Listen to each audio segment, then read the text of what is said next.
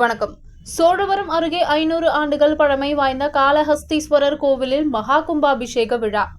திரளான பக்தர்கள் பங்கேற்றனர். திருவள்ளூர் மாவட்டம் சோழவரம் அடுத்த நெற்குன்றம் கிராமத்தில் சுமார் 500 ஆண்டுகள் பழமை வாய்ந்த அருள்மிகு ஸ்ரீ ஞான பிரசன்னாம்பிகை சமதே காளஹஸ்தீஸ்வரர் கோவிலில் அமைந்துள்ளது. சுமார் ஆண்டுகளுக்கு பிறகு இக்கோவிலில் புதுப்பிக்கப்பட்ட நிலையில் இன்று மகா கும்பாபிஷேகம் நடைபெற்றது.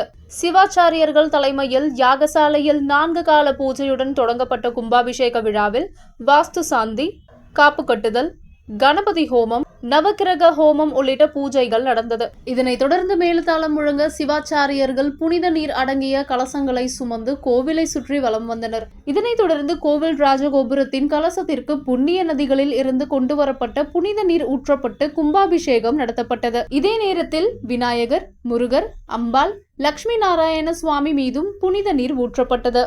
அப்போது அங்கு குவிந்திருந்த பக்தர்கள் ஓம் நமச்சிவாய, ஓம் நமச்சிவாய என கோஷமிட்டு சிவபெருமானை வணங்கினர். பின்னர் கும்பாபிஷேக விழாவில் பங்கேற்ற பக்தர்கள் மீது புனித நீர் தெளிக்கப்பட்டது. இதில் முக்கிய பிரமுகர்கள், சுற்றுவட்டார பகுதிகளை சேர்ந்த பொதுமக்கள் திரளாக கலந்து கொண்டனர். விழா ஏற்பாடுகளை துரைசாமி நாயுடு விழா குழுவினர் மற்றும் கிராம மக்கள் சிறப்பாக செய்திருந்தனர்.